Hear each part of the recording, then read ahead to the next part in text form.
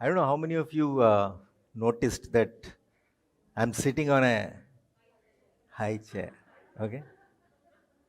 So I just want to clarify that it's not a high priest's chair. Okay? It's just a high chair because of my back.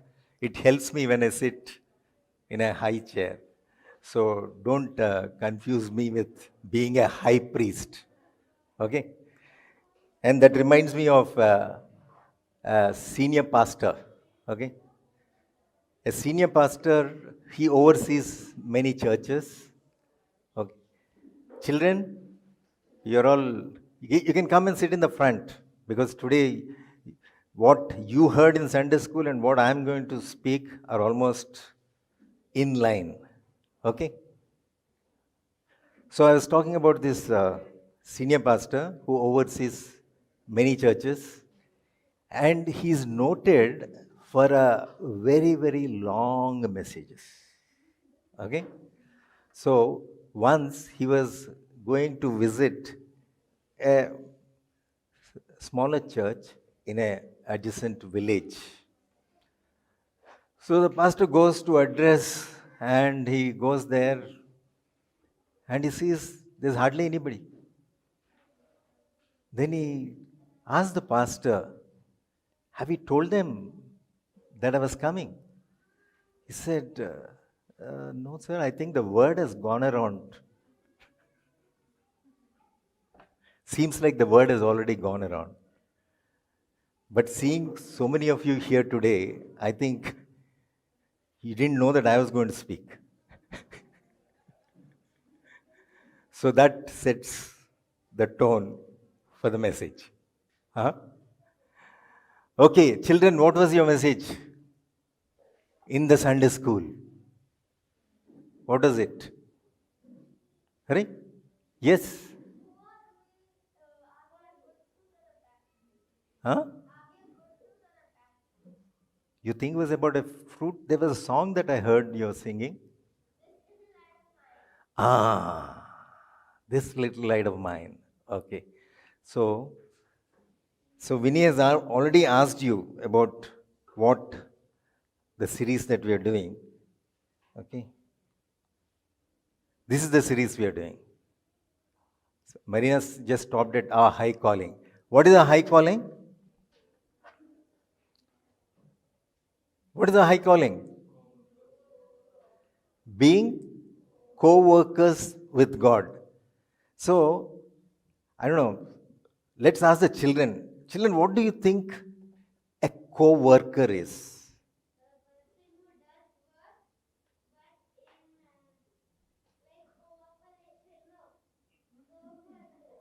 Huh? Okay. Anyone else? Being co-workers with God. Huh? Working along with God. So, for us to be co-workers with God, first we must see what in the world is God doing now. See, unless you know this, we can't work with Him, can we? Huh? So, what in the world is God doing now? So, to see that, I want to take us back to the 5-chapter gospel. Okay, generally, gospel used to be 2 chapters. People start with, "You're sinners, you got to be saved." Okay? We have sinned, and Jesus came to save us. And from that 2 chapter, then it developed. People start, the Bible doesn't start with sin. It starts with creation. And when God created everything, He said it's very good. Okay? Exactly after creating what did God say it's very good? Man. And then what did you do after creating man? Huh? He rested. Why did he rest? Because he entrusted everything to man. What I am supposed to do, I've done. So now you do. Okay? So it starts with creation, And then it's not just about our salvation. Okay? It ends with what? In last 2 chapters of Revelation? It ends with God coming down and establishing perfect rule on earth. Okay, it starts with creation and it ends with restoration. But between redemption is that song that we sang, no? Whom the Son sets free is free indeed. Okay, that is what. So Jesus has come, set us free. Okay? And there is a restoration taking place at the end when Jesus comes back again. Okay? So, what is happening in between? That is the 5th chapter. Anyone? First chapter is creation. Fall is the 2nd chapter. Redemption is the 3rd chapter. And the last chapter is restoration. So, what is this missing chapter? I was thinking, actually, I'm going to, why am I doing all this? I'm repeating my messages and I'm doing all over again. I think it's worth doing all over again. We are going through renewal. So this is what God doing in the world now. Okay? See, He's done a wonderful creation and made the best thing of the creation was mankind, whom God made in His image. And then He said, now come. So this is the way you reign and rule, and I'm with you. But man blew it. Man blew it. He listened to the enemy, and there was a fall. So the creation which was supposed to have been beautiful came under slavery. Okay? And that's when God intervened. He sent His Son, Jesus, who came and He set us free, set mankind free. See, the creation became corrupt not because of anything that the creation has done. It's because man, who was kept in charge, failed to obey God, failed to depend on God. So, as a result, man ended up in slavery. When man ended up in slavery, the creation went all over the place because it was misused, mishandled, mismanaged. And that's what we see all over. So now, if everything has to be restored, mankind has to be restored. But mankind is in slavery. So God sends Jesus. God sends Jesus. And Jesus, the only man, means He became a man who obeyed God, who depended on God. And He demonstrated what it is for the kingdom of God to be upon earth. And He went to the cross. He gave His life and secured freedom for the entire mankind. He proved it by rising from the dead on the 3rd day. And then He's now commissioned people like you and me, saying, go, now start doing the renewal. Keep renewing the creation by renewing people, setting people free, so that they too can experience this amazing relationship with God, so that they can work alongside God in setting things right. And when Jesus comes back, everything will be right. Okay? So we are now in the phase of God renewing His creation. So today, I want us to open in Acts 1st chapter. Okay? Before Jesus has finished everything, okay? He died on the cross, He was dead, buried, and 3rd day He rose again.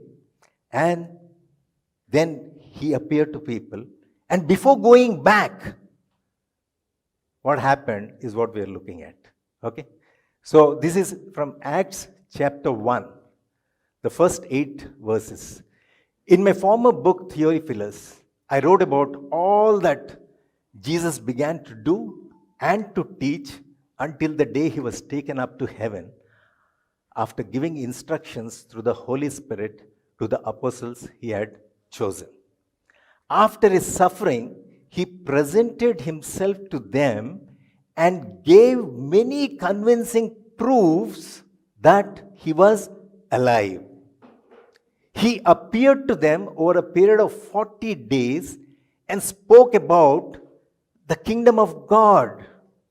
On one occasion, while he was eating with them, he gave them this command: do not leave Jerusalem, but wait.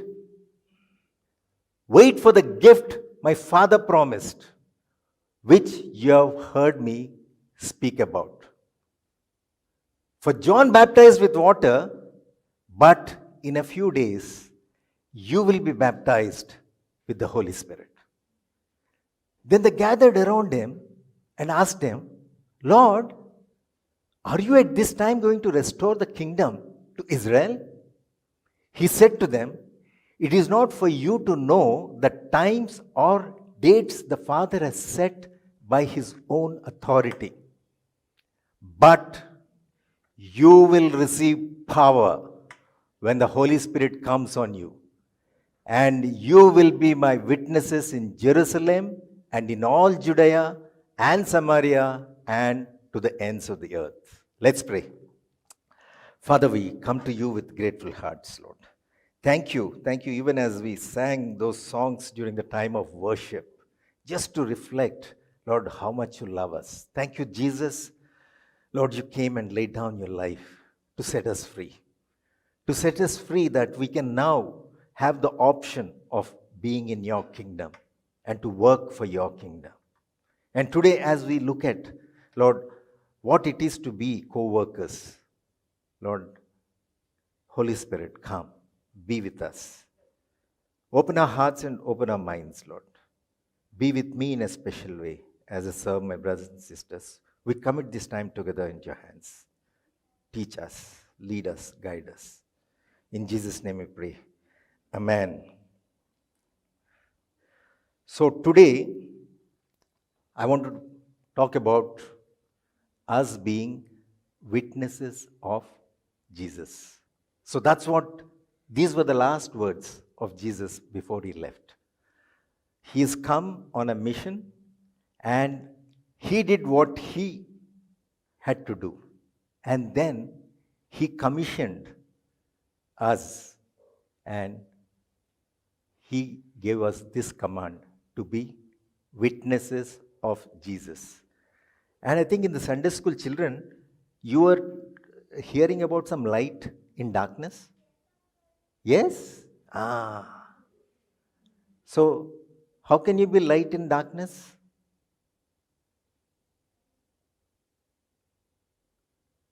The world is dark. The world, everybody thinks this is the way we should live. So Jesus came and said, you don't have to live like this. Previously, people didn't have an option. They had to live like that. If somebody hits you, you are supposed to hit back. And there was no way. They didn't have the power to do anything different. But Jesus came, and on that cross, when he took away all the punishment and brought freedom. Now, children, we don't have to live the way the rest of the world lives. If you live like the rest of the world, if the world is in darkness, they don't see any light. But if you live differently by trusting in what Jesus did and believing in what Jesus said, you will have the power to be different. So when everybody is marching in one direction, you start marching in different direction, they will notice you? Yes. But if you're also going with them, will they notice you? No. So you're supposed to be light in the darkness. And Jesus said, I am the light of the world. When Jesus came, he lived a completely different life. And then, after he gave the mandate to mankind, he said, you are the light of the world. That means now you live differently. And then people will look at you. And what will they do? Children, what was your memory verse? What is the memory verse? Let your light shine before men. Why? And glorify your Father in heaven. They will see your good deeds and they won't glorify you. Whom are they going to glorify? Your Father in heaven. So, now that children's lesson is over, it is our lesson. We are called to be witnesses of Jesus. Okay? Being witnesses of Jesus is our primary calling at our workplaces. Why? Why is it our primary calling at our workplaces? Anyone? Why is workplace so important? The maximum waking hours we spend are at workplace. Okay? And how much time do we spend in the church together? 2 hours, 3 hours. At the most, middle of the week, 1 hour. Okay? So, if you are being witnesses here, the major chunk of the time we are spending outside, here there is already light. Here we take more light, fill our tanks, and then go shine your light there. Be witnesses in the workplace. Okay, so this is what like Jesus is telling the disciples. Means, just imagine, these disciples were completely dimwits. Dimwits means they're fishermen, they're not padhe likhe nahi hai. Means they're uneducated, illiterate people. But Jesus picked up those people. He invested 3 years. And then he talked to them. You know what was the first thing Jesus started talking about when he started preaching? Anyone? Fishers of men. Even before that? Kingdom of God. From then on, Jesus began to preach about the good news of the kingdom of God. So Jesus came, his whole mission was to give the good news about the kingdom of God. Why? Because the world is in a different kingdom. Because of what happened in the Garden of Eden, mankind handed over authority that was given to him to rule to the devil. So the devil is now in charge. He was the king. And that's what Jesus also said. He says, the prince of this world. Jesus acknowledged that the kingdom belongs to the devil. Till Jesus, even when Jesus came, he said, the prince of this world. Okay? But in this chapter, or the last chapter of Matthew 28, he said, all authority in heaven and on earth has been given to me. Now, there is a different kingdom in operation. Till that time, there was only one kingdom. There was no option. But now Jesus, here, if you see this passage, he gave them convincing proof. He gave them many convincing proof. What convincing proof was he giving to them? Acts chapter 1. What we read. He gave convincing proofs that he was alive. That is fundamental, the cornerstone of our trust in Jesus is he conquered sin, conquered death, and then rose again. And that is when he said, all authority in heaven and on earth has been given to me. He's not openly making claims. He backed up his claims by raising from the dead. And that's why as soon as he rose from the dead, he just didn't go off to heaven. He was with them 40 days, appearing to different people at different times, and kept giving them convincing proof that, look, I'm not a ghost. I have a body.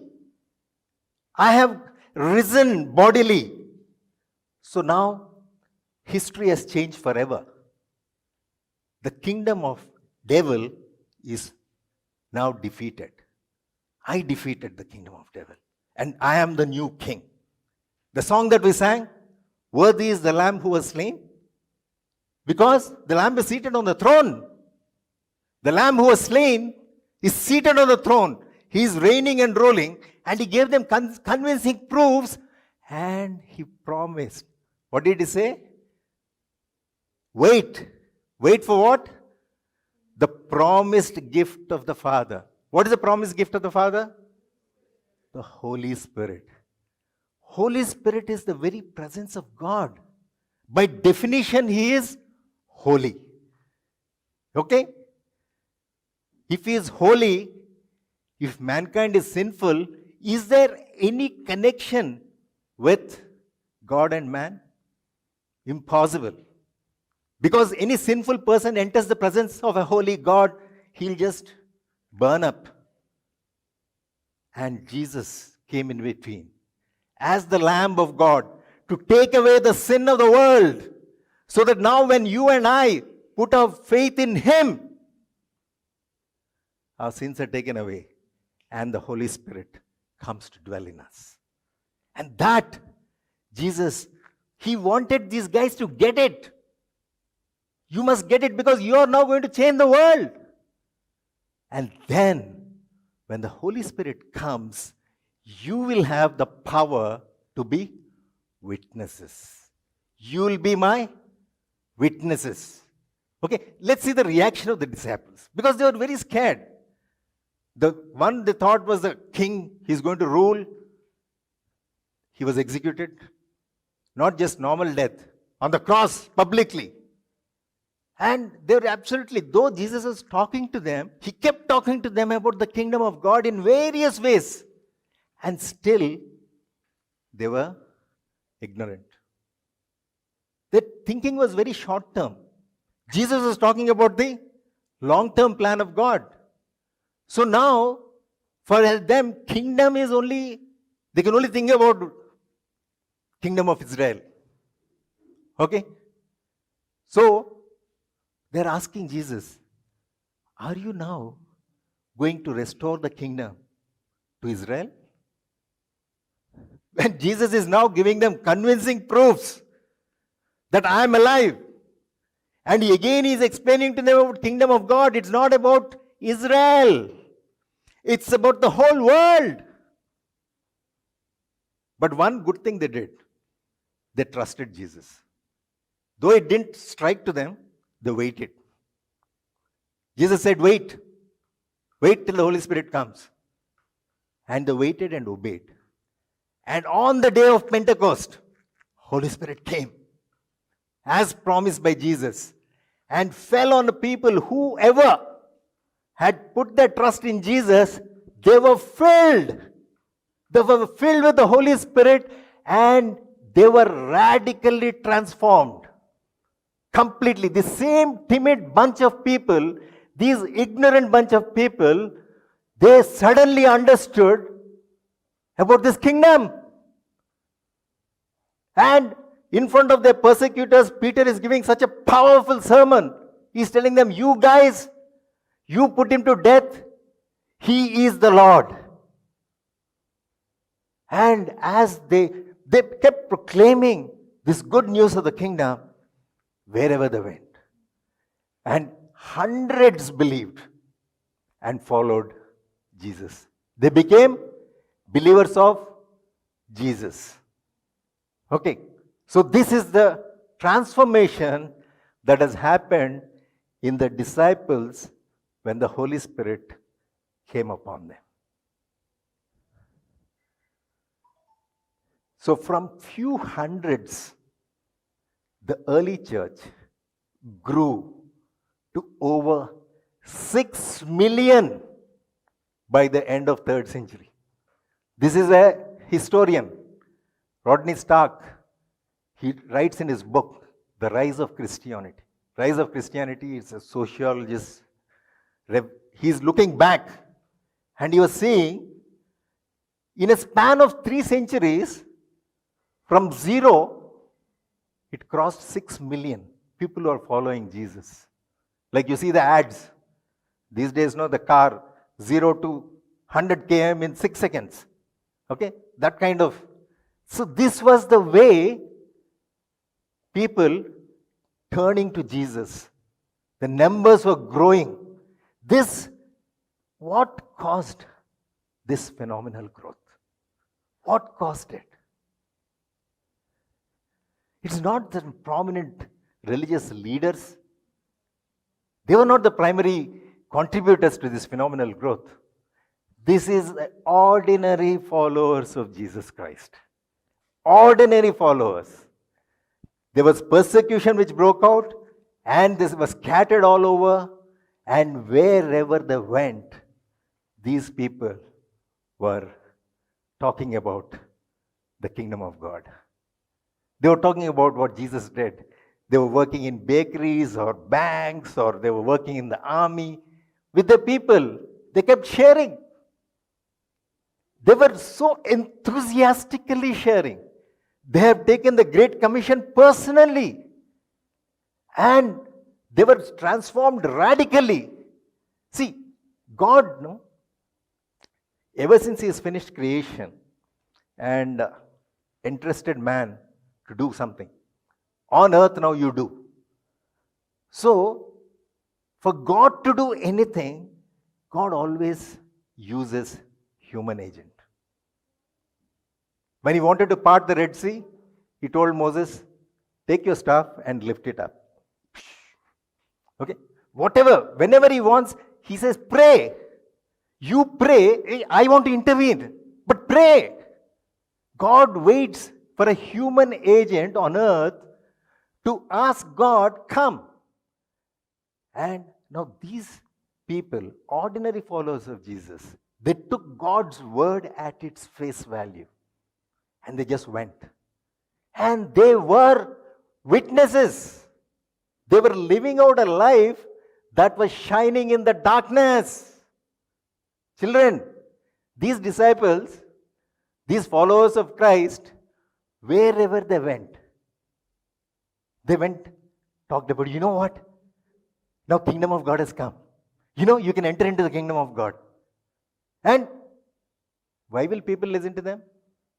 Why should they believe them? No. But why? See, they earned the right to be heard. That means their lives were so good that people said, wow, Hare, your life is so good. What's the secret? You want to know the secret? Kingdom of God. And so they believed. So this growth went rapidly to 6 million. Not because of some star speaker, not because of some prominent bishops. It is ordinary people like you and me who went around gossiping the gospel. Gossiping the gospel. That is the point of the topic of the conversation. So what is seen now? Now fast forward. That was early church. Fast forward to now we are in 2021. When we look at that growth, comparatively very low, extremely low. Maybe we see growth, biological growth. Biological growth? Even that also sometimes doesn't happen because our children also may not believe what we are talking. Okay? And in some places, there's a decline. But there is some places where it's growing, where there is a witnessing taking place. Okay? So church, the way the church has taken the mandate of God and was operating has gradually changed over the ages. Over the ages, the church, instead of being outward focused, started becoming inward focused. looking about, okay, my flock, I'll take care of my flock, I'll feed my flock, clothe my flock. Huh? Outside? No. Church is the only institution, if you can call that, actually church is an organism, that is for the benefit of the non-members. Every other club or anything, they are set up for the benefit of the members. But Jesus set up the church to primarily benefit its non-members. That's the whole purpose why Jesus came. And so let's come back to what in the world is God doing now. Okay? God is in the process of renewing the world. And He wants to do it through the church. If you see in Ephesians chapter 1 last, He says He wants to reconcile everything to Himself. He wants to bring everything under the rule of Christ through the body, His church. He wants to use the church. That means He wants to use you and me to work along with Him in bringing renewal in the world wherever we are. And that is what Jesus meant, that I will build my church and the gates of hell will not prevail against it. So this is not that hell is going to attack the church. It is the other way. No, as Jesus builds a church, now the church is not a building. Church is not Jubilee Hall. Please don't say, come to church and all. Okay? Come to Jubilee Hall. Come to Jubilee Hall is the place where the church meets. Okay? Church is us. So now, when we go and pound the gates of hell, they cannot prevail. They have to fall. They have to fall. And you can rescue, because people are in captivity. We have an amazing God who loves us unconditionally. And He just wants to just pour out His love over everyone. But the enemy has blinded the eyes. Enemy has kept them captive, kept us captive. We have been captive. It was God's grace that God sent somebody in our lives and opened our eyes and set us free, and now we know Him. So now that we know Him, now God has commissioned us. Now go pound on the gates of hell. They cannot withstand you. They'll fall. Just rescue people. Get as many people as you want. He doesn't want anyone to perish. He doesn't want anyone to remain ignorant of this amazing truth. What is this amazing truth? How many kingdoms are there now? Children? There are 2 kingdoms. This amazing truth is, you can now transfer from the kingdom of darkness into kingdom of light. Do you have to do anything for that? You just have to believe in Jesus. That's all. You're in this kingdom. Now you have a new king. And under this king, you have power. You have his weapons. His weapon is his word. His word is the truth. And when we claim his truth and move forward, nothing, gates of hell will not prevail against it. Nothing. There is no argument which can stand against the truth of God's word. Okay. So I want us to this is a story about that polio vaccine. Okay. I think Roosevelt or someone, he died in about 1925. 30 years after that, this Dr. Jonas Salk, he developed a vaccine. He developed a vaccine and tested and ready to be deployed. Okay? And thousands of doses were available in the shelves of the manufacturing companies. But even in the late 1980s, hundreds and thousands of polio cases were still there. What is the problem? The problem was not of supply. The problem was of distribution. Polio vaccine is there, sitting. It's something like the state right now in US. They have vaccine, but people are not taking vaccine. COVID. Okay, this is about the story of here. The issue was there are plenty of stocks, but they couldn't distribute. So people are continuing to get stricken by polio. But as soon as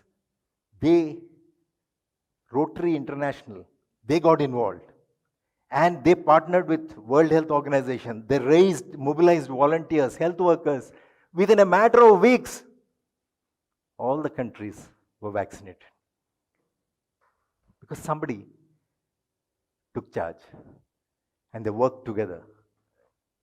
And these days, almost polio is eradicated. Okay? So many of the world's problems stem from the problem of distribution. It's not a supply. Right? Take our own country's example. I don't know whether you heard of Food Corporation of India. They store up all the grain. Okay? It's stockpiles of grain are there in the warehouses of FCI. And sometimes being rotten. Rats are eating. People are dying of hunger. So the problem is always, it's not of supply.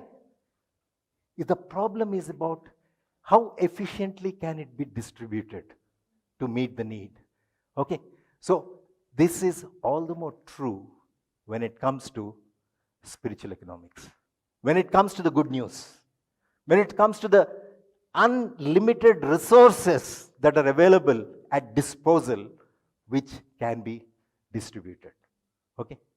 So there is a desperate need in the world out there. People are hurting. People are paining. They don't have hope. They're searching for answers. They're all in pursuit of some worldly goals. No, if I do this, if I get, I will be. At the end of it, they're still empty. Lives are empty. You see so many celebrities committing suicide. Because they think that, oh, when I achieve fame, but then after that what? Emptiness. Because none of these worldly goals satisfy. They always disappoint. I hope this is what the young adults heard on that retreat day. Success is not what the world defines as success. Success is finding where God wants you to be His co-worker. So that who will get the glory? Children? Jesus. God should get the glory. That is success. If we get the glory, there's something wrong. Okay?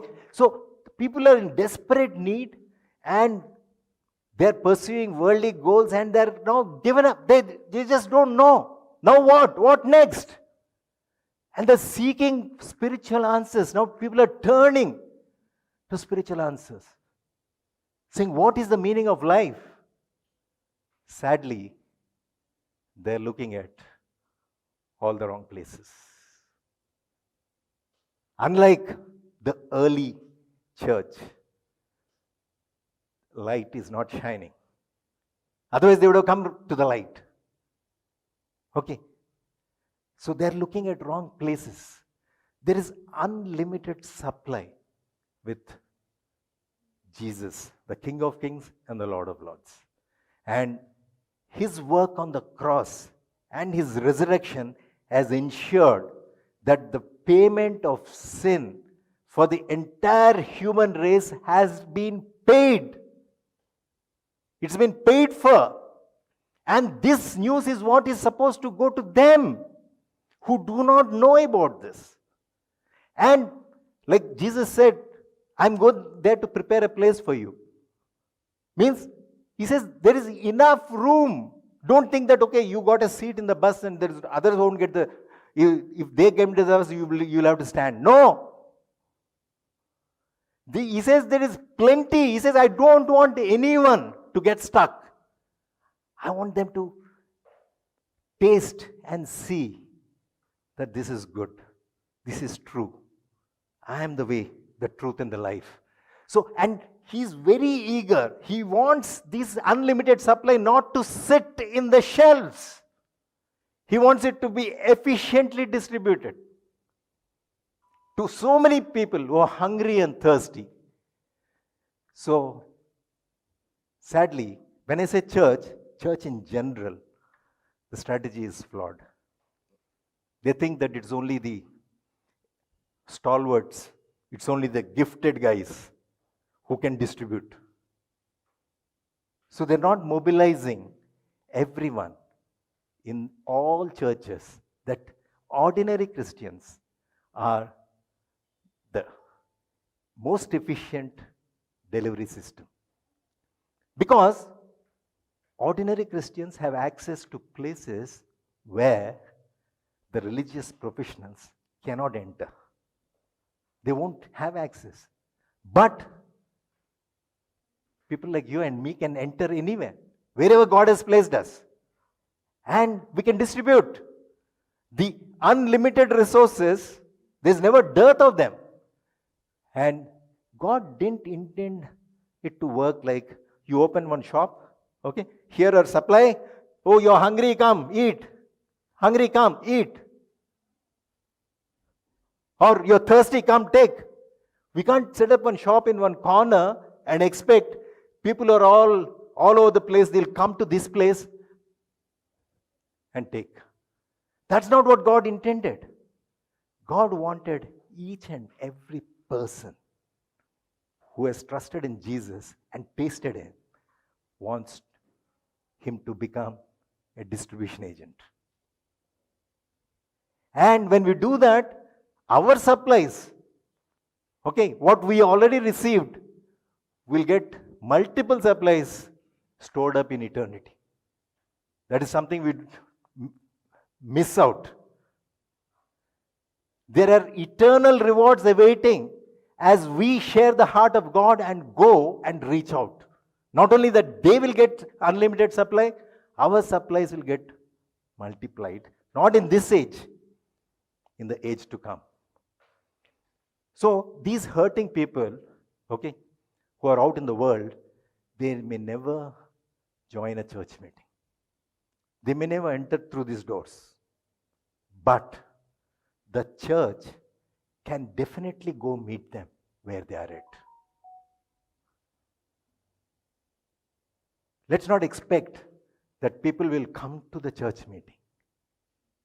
The church has to go out into the world because we are the distribution agents of the most precious product that can ever be dispensed.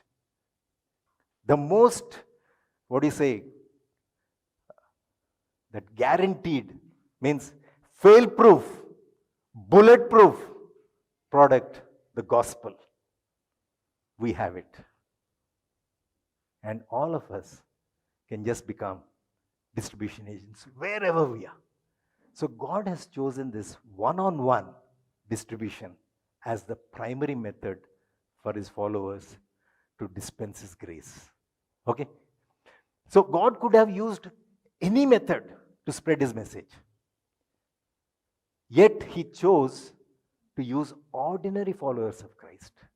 Not a few hand-picked superstars or the evangelists or the prophets or even the pastors to take His message of salvation to human race.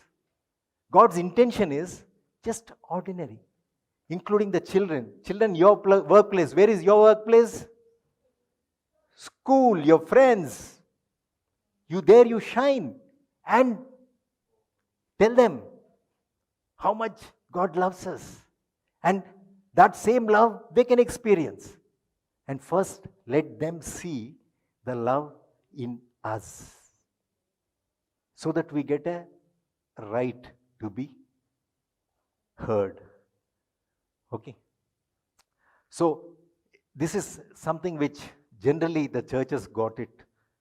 They don't see Christ Himself gave the apostles, the prophets, the evangelists, the pastors, and teachers to equip His people for works of service, so that the body of Christ may be built up.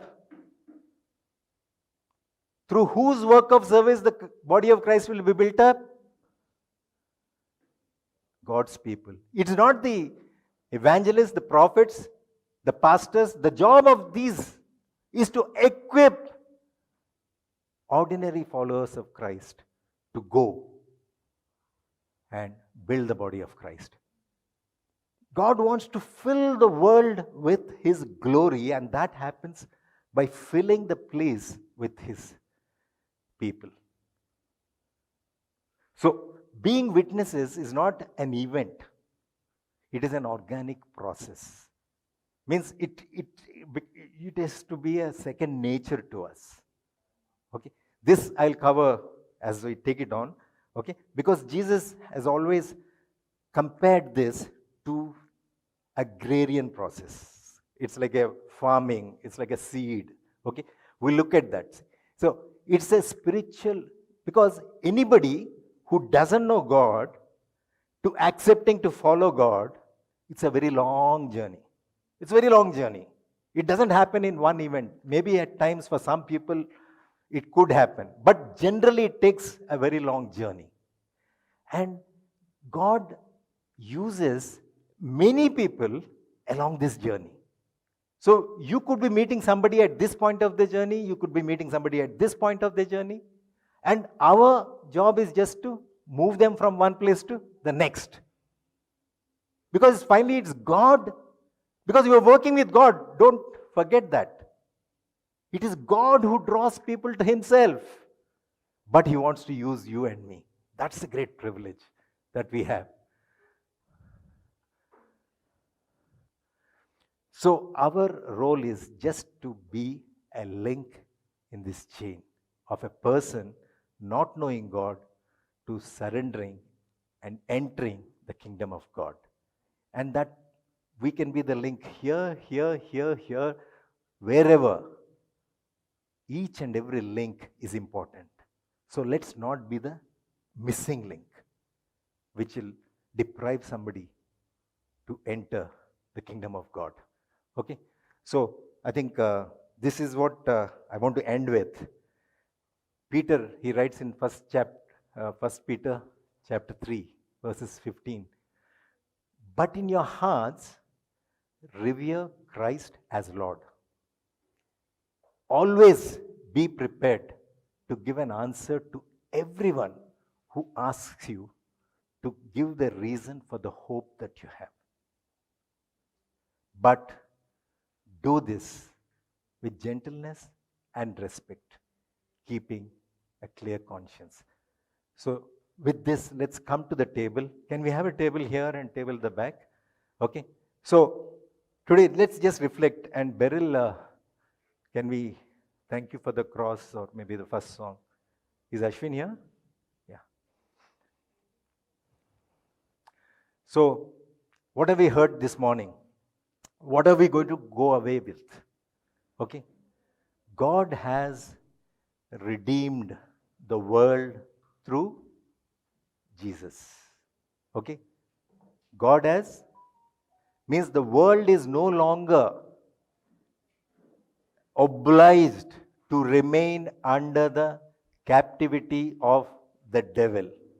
Because what Jesus did, He is seated on the throne. Now He is giving an option for people to choose a different king. A king who is going to set them free and use them for His purposes. So, and His purpose is He wants to bring hope and restoration in a world which is completely lost, groping in the dark. He wants us to be the messengers of hope and bring renewal in the lives of people. And as people's lives are transformed, the creation itself gets healed, because people will learn to manage the creation, not exploit the creation. So we have been renewed for such purposes of God, and He wants us to join Him in His renewal work. And He's empowered us to be His witnesses. That's the reason why Jesus, He wanted us to at all times be reminded that the history has changed forever. That Jesus came down. He came down bodily. Okay? And he took the bread. Okay? He took the bread and gave thanks, and he said, "This is my body." Okay? This is my body which is broken for you. The body of Jesus was broken so that we can be made whole. Because of his sacrifice, we can be restored and reconciled to God. And in the same way, he took the cup and then he said, "This is my blood that is poured out for the forgiveness of your sins." Because there is no remission for sins without shedding of blood. And Jesus shed his blood. The precious blood of Jesus was shed. And that is the one which gives us an access to this new covenant that God has brought us in. That he will never stop doing good to us. And his love and his presence will be with us forever. And more importantly, we'll continue to be reminded that our purpose is to work alongside God in renewing his world. So let's just look at the song as they sing and reflect upon this. And can we have the song, please? And then we will pray and then we can partake.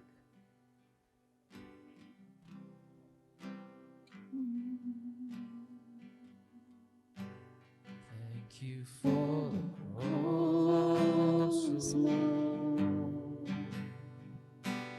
Thank you for the price you paid, bearing all my sin and shame.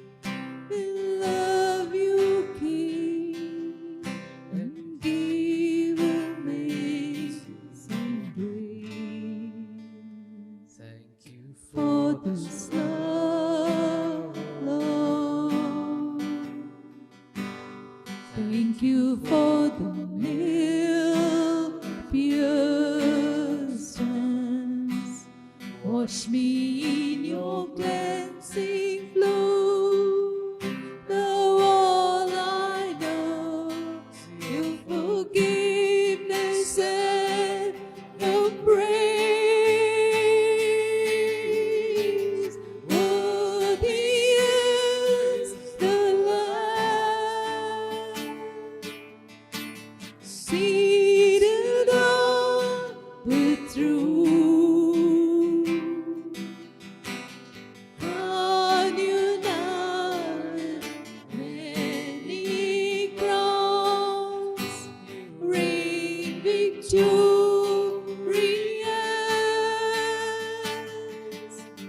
You're high and lifted up, Jesus, Son of God, darling of heaven, crucified.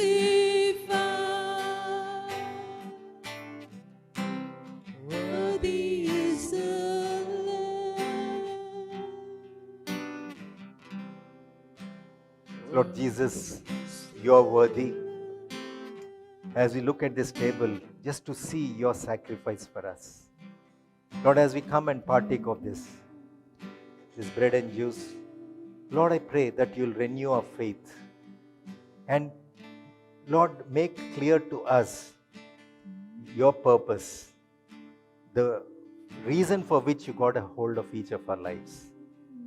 Yes, you want us to be with you, but Lord, you also want us to work with you. As you are in the process of renewing, Lord, more and more people, you don't want anyone to perish. So I pray, even as we come and partake of this, may your spirit fall afresh upon each and every one of us, even as our faith is renewed, and that will be sent out back into the world with this purpose of being living as your witnesses, being the distributors of your amazing grace about which we are thinking and praying and singing about. In Jesus' name we pray. Amen. As they continue to sing, maybe there is a table at the back, there is a table here. If you have given your life to Jesus, okay, and you made him your Lord and Savior, and trusting him, this will make sense. Okay? Otherwise, this is just bread and juice. But if you have put your trust in Jesus, this, what we are doing, is actually a faith which is being enacted all over again. Because Jesus wanted us to be reminded time and again. That's why he took ordinary things like daily bread, so that we don't forget that he came in flesh and blood and established his kingdom. Okay? Now, you can come as families, friends, pray with one another, and you can partake of this. Come.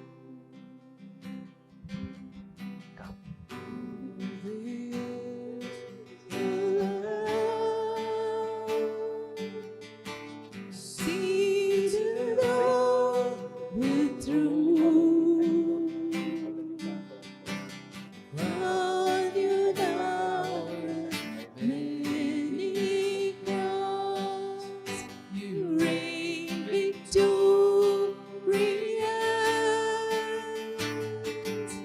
You're high and lifted up, Jesus, Son of God, the darling of heaven, crucified. Worthy is the Lamb. Worthy is the Lamb. Thank you for the cross, Lord. Thank you for the price you paid, bearing all my sin and shame. In love you gave and gave amazing grace. Thank you for this love, Lord. Thank you for the nail pierced hand. Wash me in your cleansing flow. Now all I know, your forgiveness and embrace. Worthy is the Lamb, seated on the throne. Crown you now with many crowns. You reign victorious.